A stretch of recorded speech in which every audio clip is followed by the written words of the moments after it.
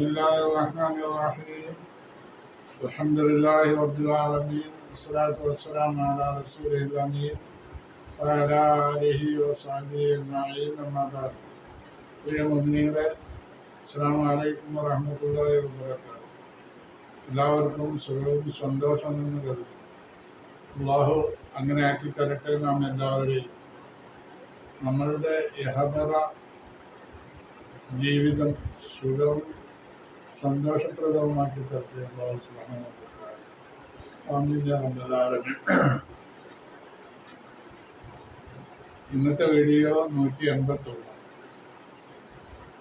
മുത്തഫിഫീൻ സൂറത്താണ് ഈ വീഡിയോയിൽ എടുക്കുന്നത്.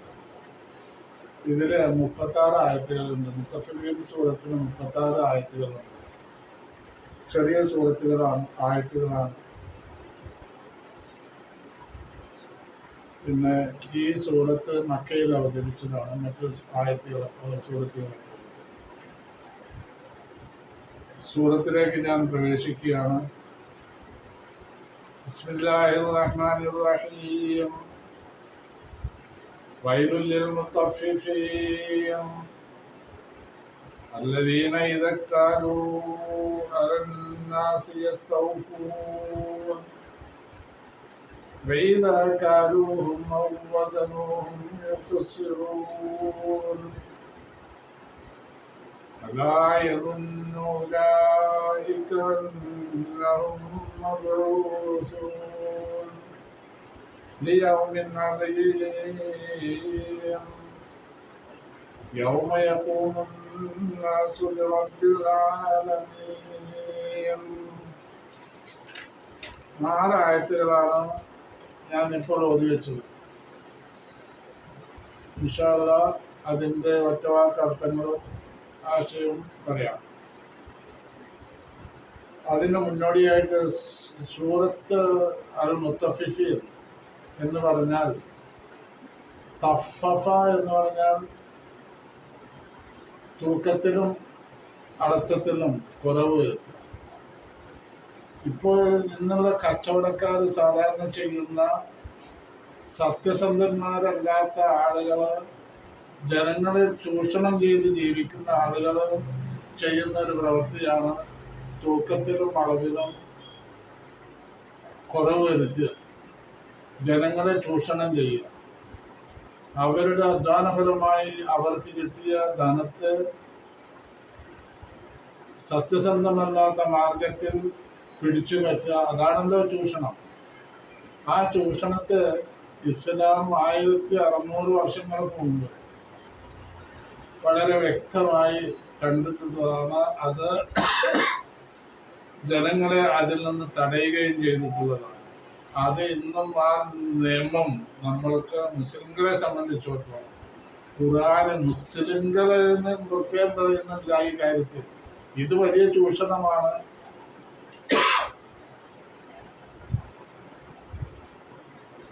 കക്ഷിഭേദമന്യേ, ജാതി മതഭേദമന്യേ ഇത് ചൂഷണത്തിൽ നിന്ന് ഒഴിവാവേണ്ടതാണ്. അതാണ് മനുഷ്യധർമ്മം.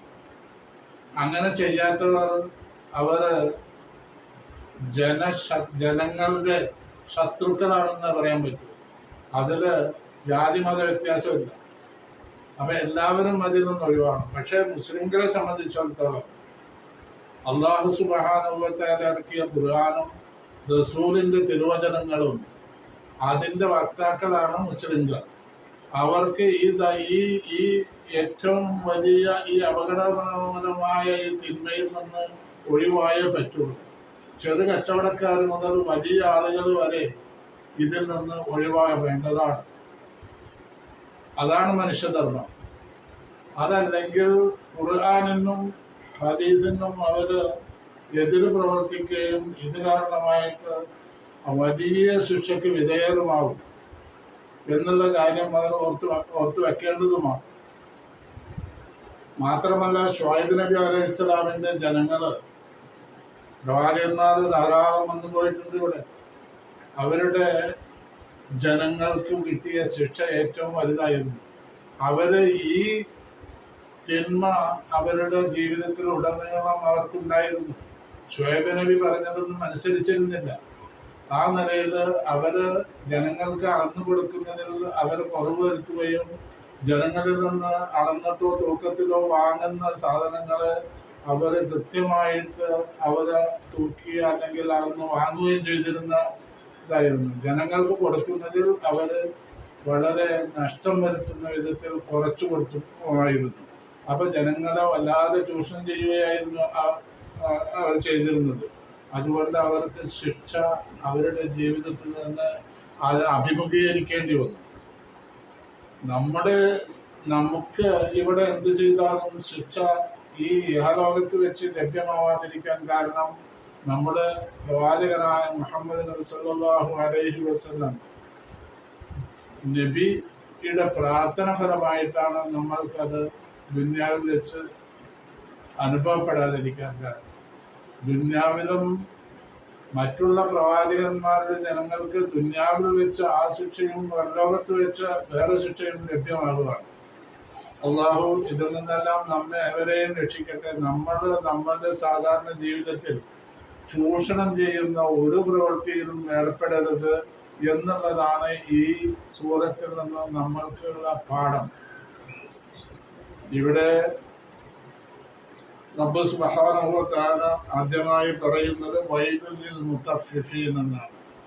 ഒന്നാം ജുസില് 83-ാമത്തെ സൂറത്താണിത്. അത് നമ്മൾ നോക്കിക്കഴിഞ്ഞാൽ അബസവത്തവല്ല സൂറത്തുൽ ഇൻഫിത്താറാണ്. ഫത്തറത്ത് ആ സൂറത്തിന്റെ ശേഷമുള്ള മറ്റൊരു സൂറത്താണ് ഇത്. 36 ആയത്തുകൾ. അപ്പോ വൈലുൽ മുത്തഫിഫീൻ ഒന്നാമത്തെ ആയത്ത്. മുത്തഫിഫീങ്ങൾക്കാണ് സർവനാശവും. വൈൽ എന്ന് പറഞ്ഞാൽ നാശം, ഹലാക്ക്, അദാബ്, ദിമാർ, എല്ലാവിധ ശിക്ഷയും ലഭ്യമാവുക ആർക്കാണ്? മുത്തഫിഫീങ്ങൾക്ക്. മുത്തഫിഫ് എന്ന് പറഞ്ഞാൽ അളവിലും തൂക്കത്തിലും കുറവ് വരുത്തുന്നവർ എന്ന ആ നിലയിൽ ജനങ്ങളെ ചൂഷണം ചെയ്യുന്നവർ. അത് തഫഫ എന്നാണ് അതിന്റെ ഫിയല്. ഏതെന്ന് പറഞ്ഞാൽ മാദിയായ ഫിയല് തഫഫ, തൂക്കത്തിൽ കുറവ് വരുത്തി, അളത്തത്തിൽ കുറവ് വരുത്തി എന്നാണ് അതിന്റെ നിയമം. അപ്പൊ മുത്തഫിഫ് അതിന്റെ ഇസ്മു ഫായിലാണ്.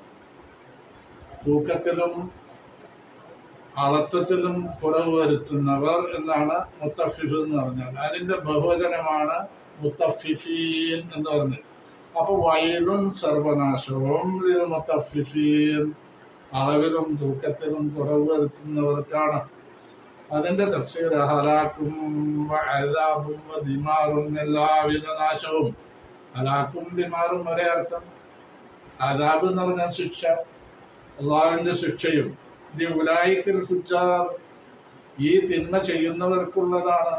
അല്ലദീന യൻഖുസൂനൽ മിക്യാല വൽ മീസാൻ. മിക്യാൽ എന്ന് പറഞ്ഞാൽ കൈല് എന്നുള്ള അർത്ഥം, തൂക്കം. മിക്യാൽ അളക്കൽ, അളവ്, മിക്യാൽ. മീസാൻ എന്ന് പറഞ്ഞാൽ തൂക്കം. അപ്പോൾ യൻഖുസൂന അവര് കുറവ് വരുത്തും, മിക്യാല വൽ മീസാന, അളവിലും തൂക്കത്തിലും കുറവ് വരുത്തും. അങ്ങനെയുള്ളവർക്കാണ് സർവത്ര നാശവും എന്നാണ് ഒന്നാമത്തെ ആയത്ത് പറഞ്ഞത്. രണ്ടാമത്തെ ആയത്ത് അല്ലദീനെ എങ്ങനെയുള്ളവരാണ്? ഈ മുത്തഫിഫീങ്ങൾ എങ്ങനെയുള്ളവരാണ്? ഇതൊന്ന് അതിനെ വിശദീകരിക്കുക. ഇതക്താലും അവർ അളന്നു വാങ്ങുമ്പോൾ ഇക്താല അളന്നു വാങ്ങുക. അലന്നാസി ജനങ്ങളിൽ നിന്ന്. നമ്മളിപ്പോ ജനങ്ങൾ പല സാധനങ്ങളും വിൽക്കാൻ വേണ്ടി വന്നുകൊണ്ടുണ്ടാവുമല്ലോ. ഇപ്പൊ ഒരു ബിസിനസ്സുകാരനാണെങ്കിൽ ആ ബിസിനസ്സുകാരനെ നമ്മൾ സപ്ലൈ ചെയ്യുക സാധനങ്ങൾ. ഈ സപ്ലൈ ചെയ്യുമ്പോൾ നമ്മൾ ഉദാഹരണമായിട്ട് ഒരു 10 പറ നെല്ല് അല്ലെങ്കിൽ അരി നമ്മൾ അളന്നു കൊണ്ടുപോയതാണ് വീട്ടിൽ നിന്ന്. അവിടെ ചെന്ന് നോക്കുമ്പോൾ അത് 10 ഇടം കഴി തേച്ചില്ല. ശരിയായ ഒരു അളവ് നമ്മൾ ഇവിടുന്ന് അളന്നിട്ടാണ് കൊണ്ടുപോയിട്ടുള്ളത്. അപ്പോ അത് നമ്മൾക്ക് ബോധ്യമാണ് എന്നെ കുറച്ചിട്ടുണ്ടെന്ന്. അങ്ങനെയുള്ള നിലപാട് സ്വീകരിക്കുന്ന കച്ചവടക്കാരാണല്ലോ ഇപ്പൊ ഇതൊക്കെ ചെയ്യാം. അപ്പോൾ പക്ഷെ നമ്മൾ ചില്ലറ സാധനം കൊടുക്കാവുമ്പോൾ അത് കച്ചവടക്കാർക്ക് വിൽക്കുന്ന സമയത്ത് അവരത് അളന്നു വാങ്ങുമ്പോൾ 10 ഇടങ്ങഴിയുള്ളത്, ഉദാഹരണമായി നാം പറയാണ് 10 ഇടങ്ങഴിയുള്ളത് 9.5 ആയി കുറഞ്ഞു പോയി. അവിടെ അര ഇടങ്ങഴി അല്ലെങ്കിൽ സായ്, അറബിയിൽ സായ് എന്ന് പറയും. ആ സായ് എന്ന് പറഞ്ഞാൽ 2-3 ഇടങ്ങഴിയൊക്കെ ഉണ്ടാവും ചിലപ്പോൾ ഏകദേശം. അതിന് ശരിയായ ഗ്രാമിന്റെ കണക്കനുസരിച്ച് ഇത്ര കിലോ ഇത്ര ഗ്രാം എന്ന് കണക്കുണ്ട്. അപ്പൊ എന്താവട്ടെ, അളവ് മാത്രം. ഈ മക്കയില് ചില ആളുകൾ, ചില കച്ചവടക്കാര് 2 തരം അളവ് പാത്രം ഉപയോഗിച്ചിരുന്നു. കളവ് കുറവുള്ളത് അതുകൊണ്ട് അളന്നു കൊടുക്കും, അളവ് കുറച്ച് കൂടുതലുള്ളത് അളന്നു വാങ്ങുകയും ചെയ്യും. അപ്പൊ ആർക്ക് ഗുണം? കച്ചവടക്കാരന് ഗുണമാണ്. കാരണം അവൻ കൃത്രിമം കാണിച്ചു അളവില്. ഇനി തൂക്കി കൊടുക്കുകയാണെങ്കിലും 2 തരം തുലാസ് ഉണ്ടാവും. ഈ തുലാസില് പിന്നെ അളവ് കുറഞ്ഞത്, തൂക്കം കുറഞ്ഞത് 2 കിലോ തേച്ചില്ലാത്തതുകൊണ്ട് അളന്നു കൊടുക്കും. 2 കിലോയിൽ കൂടുതൽ കൊണ്ട് തൂക്കി പോകണം. ഇങ്ങനെയുള്ള നിലപാടുകളായിരുന്നു അബി ജുഹൈനത്ത് എന്ന് പറയുന്ന ഒരു കക്ഷി. അവിടെ മക്കയിലുണ്ടായിരുന്ന ഒരു കച്ചവടക്കാരനാണ്. അദ്ദേഹത്തിന് 2 തരം സാധനങ്ങളുണ്ട്, തൂക്കി കൊടുക്കാനും അളന്നു കൊടുക്കാനും ഒക്കെ ഉള്ളത്. അതൊക്കെ വലിയ അക്രമമായ ഒരു കാര്യമാണ്, വല്ലാത്ത ചൂഷണമാണ് എന്ന് തന്നെ ഖുർആൻ എടുത്തു പറയണം. അപ്പൊ ഇതാ ഖാലൂഹും അല്ലദീന ഇദക്താലൂ അലന്നാസി യസ്തൗഹു, ജനങ്ങളിൽ നിന്ന് തൂക്കി വാങ്ങുമ്പോൾ, അളന്നു വാങ്ങുമ്പോൾ അത് പൂർണ്ണമായിട്ട് തീരെ ഒന്നും കുറയാതെ കണ്ടവർ അളന്നു വാങ്ങും. പിന്നെ വൈദാ കാലൂഹും ഔ വസനൂഹും കാലയക്ക യക്കീൽ ബായബീഴ് പോലെയുള്ള ഒരു ഫേലാണ്. വിറ്റു എബീഴ് വിൽക്കും. കാല അളന്നു കൊടുത്തു, കാല അളന്നു കൊടുത്തു, യക്കീലും അളന്നു കൊടുത്തു.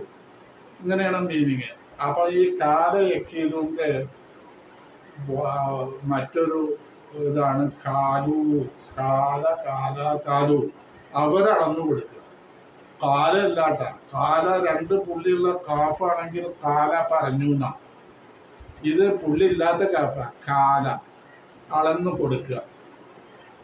വൈദ കാലു അവർക്ക്, ജനങ്ങൾക്ക് അവർ അളന്നു കൊടുക്കുമ്പോൾ, ആര് കച്ചവടക്കാരെ അളന്നു കൊടുക്കുകയാണെങ്കിൽ ഔ വസനൂഹും, വസന എന്ന് പറഞ്ഞാൽ തൂക്കിക്കൊടുക്കുക. വസനൂ അവർ തൂക്കിക്കൊടുത്തു, ഹും അവർക്ക്. അപ്പൊ അളന്നു കൊടുക്കുകയോ തൂക്കിക്കൊടുക്കുകയോ ചെയ്യുമ്പോൾ ഔ വസനൂൻ യുഹ്സിറൂൻ, അവർ കുറവ് വരുത്തും. അളന്നു കൊടുക്കുന്നതിനും കുറവ് വരുത്തും, തൂക്കിക്കൊടുക്കുന്നതിനും കുറവ് വരുത്തും. ഇങ്ങനെയാണ്. ഇതാണ് മുത്തഫിഫ് എന്ന് പറഞ്ഞാൽ എന്നുള്ളത് ആ വിഷയം ബയാൻ ചെയ്തതാണ് ഇവിടെ നോത്താന. അപ്പോ 3 ആയത്തുകൾ. ഇതിനെ സംബന്ധിച്ച് തഫ്സീർ പറഞ്ഞത് എന്താ? ഇതാ ലിന്നാസി കാല അവർ ജനങ്ങൾക്ക് അളന്നു കൊടുക്കുമ്പോൾ, ഔ വസനൂലഹും അല്ലെങ്കിൽ അവർക്ക് തൂക്കിക്കൊടുക്കുമ്പോൾ, യംകുസൂന അൽക്കൈലവൽ വസന തൂക്കത്തിലും അളത്തത്തിലും അവർ കുറവ് വരുത്തും. ഖാലൽ മുഫസ്സിറൂന, വ്യാഖ്യാതാക്കൾ പറയാണെന്ന് സ്ഥലത്ത് ഈ ആയത്തിറങ്ങിയത് ഒരാളെ സംബന്ധിച്ച, അയാളെ അറിയപ്പെട്ട അബൂ ജുഹൈനത്ത് എന്ന്. അദ്ദേഹത്തിന് 2 സാ ഉണ്ടായിരുന്നു, അളവ് പാത്രം ഉണ്ടായിരുന്നു. യഹുദു ബി അഹദിഹിമ, ഒന്നുകൊണ്ട് അളന്ന് കൊടുക്കും, അളന്ന് വാങ്ങും. മറ്റൊന്നുകൊണ്ട് മറ്റൊന്നുകൊണ്ട് അദ്ദേഹം അളന്ന് കൊടുക്കുകയും ചെയ്യും. ഇതിനെ സംബന്ധിച്ചാണ് വലിയൊരു ചൂഷണമാണ് ഇദ്ദേഹം നടത്തിയിരുന്നത്. അദ്ദേഹം മക്കയിലെ കച്ചവടക്കാരനായിരുന്നു. അതിൻ്റെ പേരിൽ അപ്പോൾ ഇറങ്ങിയ ആയത്താണ് ഇദാ കാലൂഹും വസനൂഹും യുഹ്സിറൂൻ, ജനങ്ങൾക്ക് അളന്നു കൊടുക്കുകയോ തൂക്കി കൊടുക്കുകയോ ചെയ്യുമ്പോൾ അവർ കുറവ് വരുത്തും എന്നുള്ളത്. ഇവര് എന്തൊരു പണിയാണ് ചെയ്യുന്നത്? ഇവർക്ക് വിശ്വാസമില്ലേ? ഇവര് പുനർജന്മം ഇവർക്ക് വരും എന്നുള്ള കാര്യത്തിൽ ഒരു വിശ്വാസമില്ലേ? ഉറച്ച വിശ്വാസമില്ലേ? ആ ഭീകരമായ ദിവസത്തെ സംബന്ധിച്ച് ഇവർക്ക് വിശ്വാസമില്ലേ? പുനർജന്മത്തെ സംബന്ധിച്ച് എന്ന് അടുത്ത ആയത്തിൽ ചോദിക്കുക. അതായിരുന്നു അവർ ഉറച്ചു വിശ്വസിക്കുന്നില്ലേ? ഉലായിക്ക, അവർ ഇക്കൂട്ടർ ഇങ്ങനെ ചെയ്യുന്ന ആളുകൾ ഉറച്ചു വിശ്വസിക്കുന്നില്ലേ? ഇതൊന്നു അന്നവും തീർച്ചയായും അവരെ മുഖോസൂന, അവരെ ഉയർത്തെഴുന്നേൽപ്പിക്കപ്പെടും. ലിയൗമിന്നലീം, ഒരു ഭീകരമായ ദിവസത്തിനു വേണ്ടി അവരെ ഉയർത്തെഴുന്നേൽപ്പിക്കപ്പെടും. എന്നിട്ടോ ഇവര് പുനർജന്മം നൽകും. എന്നിട്ട് കബറിൽ നിന്ന് എഴുന്നേൽക്കുന്ന കാര്യത്തെ പറ്റി നമ്മൾ പറഞ്ഞല്ലോ, അതാണ് പുനർജന്മം. അങ്ങനെ പുനർജന്മം നൽകിയിട്ട് ഇവര് മഹ്ശറയിൽ കൂടും. മഹ്ശറയിലേക്ക് യാത്രയാക്കപ്പെടുക. അവിടെ വെച്ച് വിചാരണ നടക്കുകയാണ്. അവിടെ വിചാരണ ഈ കാര്യമൊക്കെ വിചാരണയിൽ ഉൾക്കൊള്ളും. ആ വിചാരണയിൽ തൂക്കം കുറച്ചവരെയും പിന്നെ തൂക്കത്തില് കൃത്രിമം കാണിച്ചവരെയും അളത്തത്തിൽ കൃത്രിമം കാണിച്ചവരെയും ഒക്കെ അവിടെ ഹാജരാക്കപ്പെട്ട് അവരോട് ചോദ്യം ചെയ്യും. അതിന് അവർക്ക് അനുയോജ്യമായ ശിക്ഷ നൽകുകയും ചെയ്യും. അപ്പോ അവർക്ക് വിശ്വാസം ഇല്ലേ ഇതിനൊന്നും എന്നാ ചോദിക്കുന്നത്.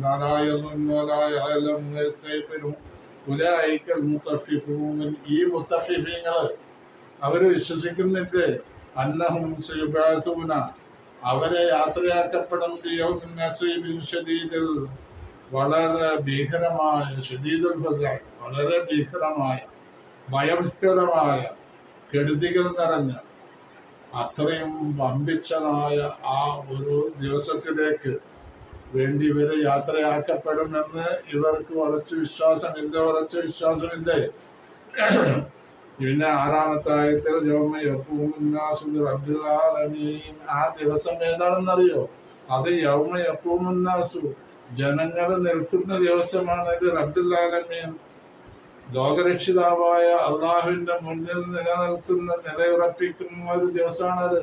ആ ദിവസത്തിൽ ഒന്നും ആർക്കും മിണ്ടാൻ കഴിയില്ല. യൗമ യഖൂമു ഫിൽ മഹ്ശരി, ജനങ്ങൾ മഹ്ശറിയിൽ നിൽക്കുന്ന ദിവസമാണ് അള്ളാഹുവിന്റെ മുന്നില്.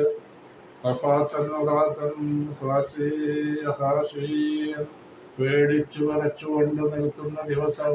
അവിടെ എങ്ങനെയാണോ തരുന്നതെങ്കിൽ തരുന്നപാടെ അവിടെ ആ നിലയിൽ തന്നെ അവിടെ അള്ളാഹുവിന്റെ മുന്നിൽ നിൽക്കുകയാണ്, അള്ളാഹുവിനെ പേടിച്ചുകൊണ്ട്. അങ്ങനെയുള്ള ദിവസമാണ്. എന്നിട്ടോ ഏഴാമത്തെ ആയത്തിൽ അല്ലാഹു പറയുന്നു,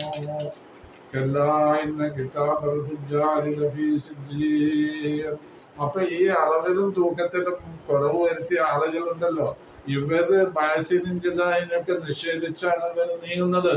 നിങ്ങള് അത് ഇങ്ങനെ അശ്രദ്ധരായിട്ട് നീങ്ങണ്ട. നിങ്ങള് ഈ കിതാബുൽ ഫുജ്ജാരിൽ ലഫീ സിജ്ജീൻ, ഇവരുടെ കർമ്മരേഖകൾ, അവര് ചെയ്ത കാര്യങ്ങളൊക്കെ എഴുതിയ ഗ്രന്ഥമുണ്ട്. ആ കിതാബ് എവിടെ ലഭിക്കുക? അത് സിജ്ജീനിലാണ്. ഈ ഫുജ്ജാർ, ഈ ദോഷികളായ ആളുകള്, ഈ തമ്മാടികളായ ആളുകള് ചെയ്തു വെച്ച കാര്യങ്ങള് തൂക്കത്തിനും അളവിലും കുറവ് വരുത്തുക എന്നുള്ളതാണ് ഇവിടെ പറഞ്ഞത്. ഇത്തരം കാര്യങ്ങള് അവര് നിഷേധിച്ച് തള്ളുകയാണ്.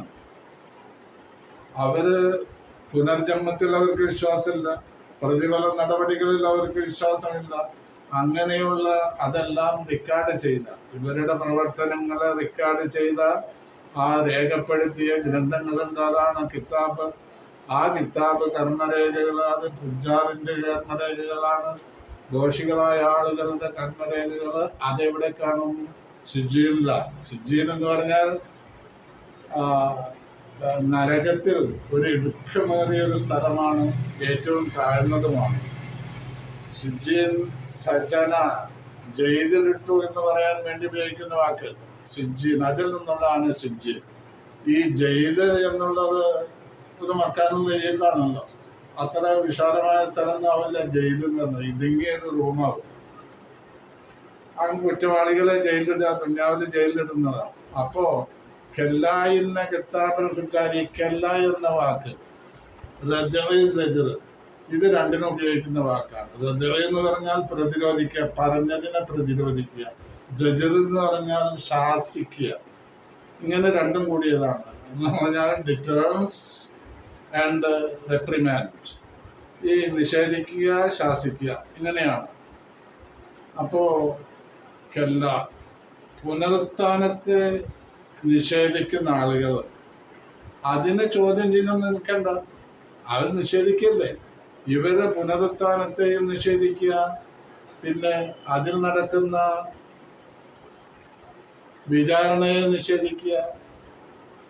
പുനരുത്ഥാനത്തെ നിഷേധിക്കുമ്പോൾ, പുനർജന്മത്തെ നിഷേധിക്കുമ്പോൾ പിന്നെ അതിൽ വരുന്ന എല്ലാ കാര്യങ്ങളും നിഷേധിക്കൽ വന്നു. അങ്ങനെ നിഷേധിക്കുന്നവർ അതിനെ സംബന്ധിച്ച് ചോദ്യം ചെയ്യും, അതിനെ സംബന്ധിച്ച് സംസാരിക്കുകയും ചെയ്യേണ്ട കാര്യം എന്താ? അത് സംസാരിക്കാനൊന്നവർക്ക് അർഹതയില്ല. അപ്പോൾ അവര് അതിൽ നിന്ന് പിന്തിരിയട്ടെ എന്നാണ് നമുക്ക് പറയാനുള്ളത്.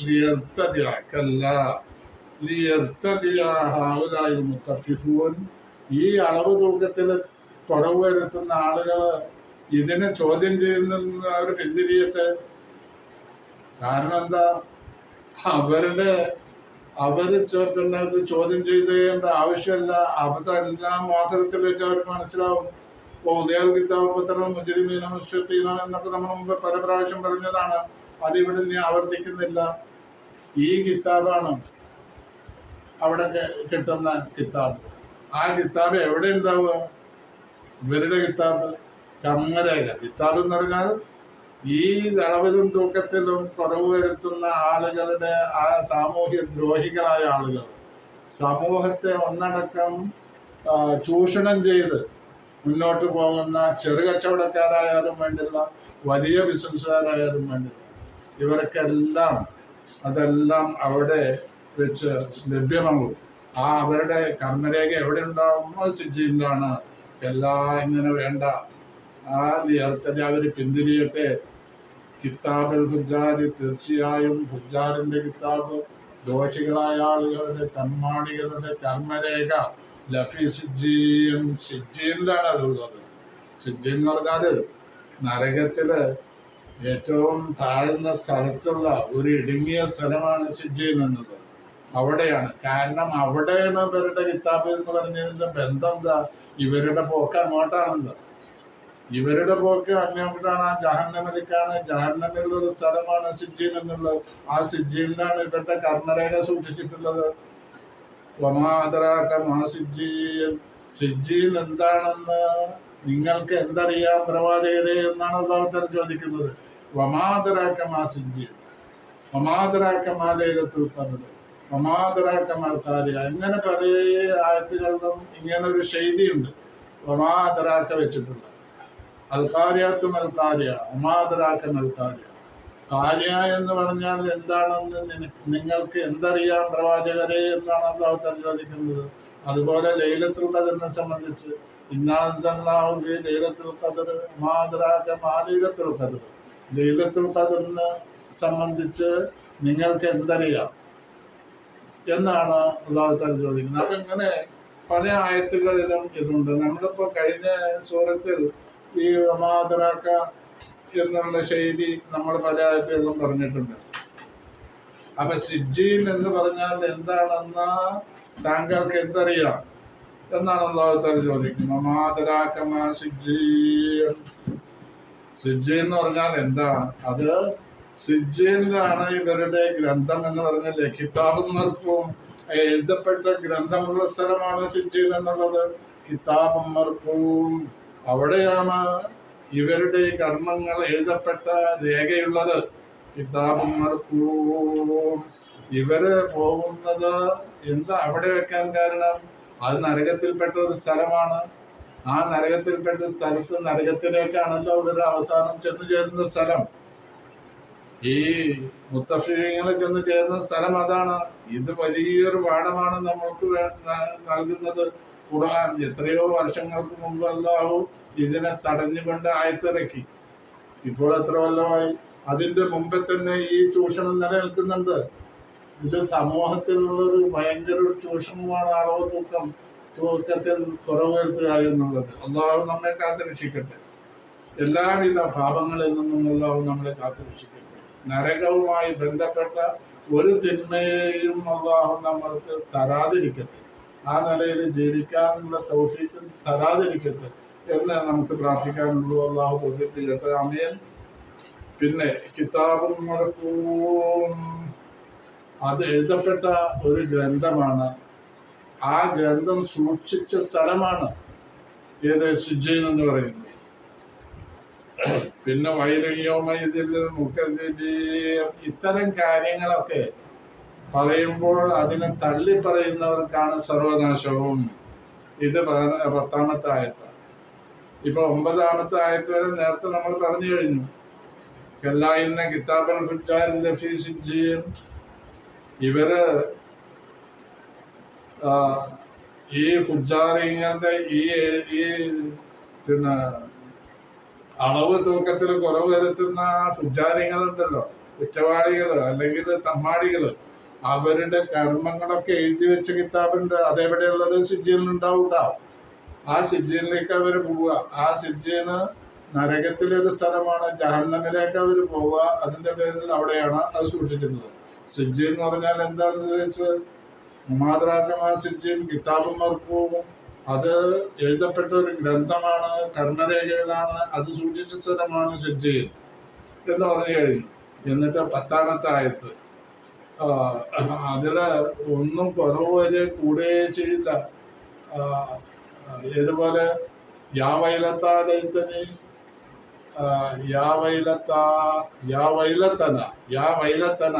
ഉദയൽ കിതാബ്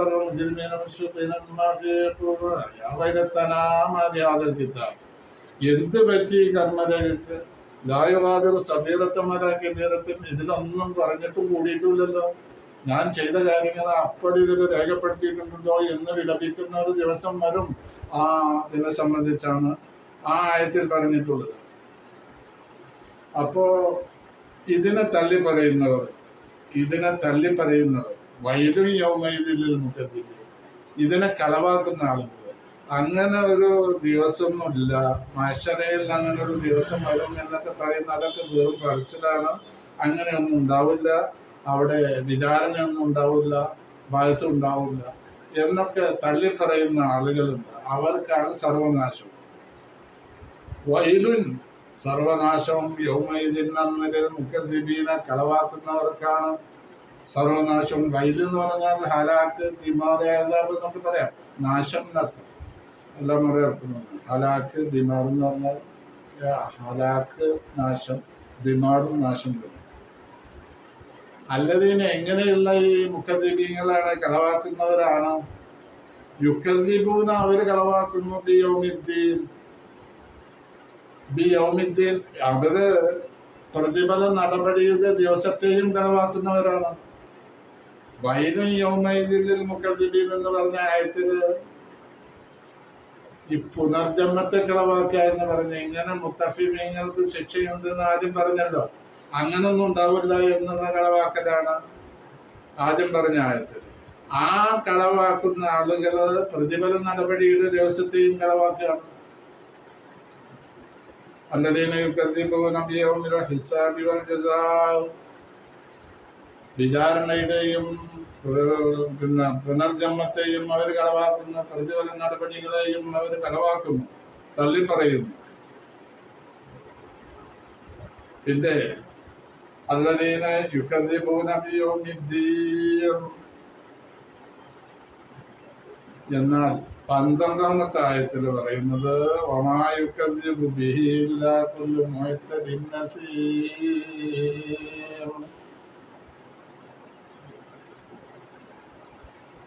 ഈ 12-ാമത്തെ ആയത്ത് മുതൽക്ക് ഇൻഷാ അല്ലാഹ് അടുത്ത വീഡിയോയിൽ നമുക്ക് എടുക്കാം. ഈ വീഡിയോ എല്ലാവരും സബ്സ്ക്രൈബ് ചെയ്യുക, ഷെയർ ചെയ്യുക, ലൈക്ക് ചെയ്യുക. എല്ലാവരെയും ഓർമ്മിപ്പിക്കുന്നു. അല്ലാഹു സുബ്ഹാന തൗഫീഖ് ചെയ്യട്ടെ. ആമീൻ യാ റബ്ബൽ ആലമീൻ. അസ്സലാമു അലൈക്കും വറഹ്മത്തുള്ളാഹി.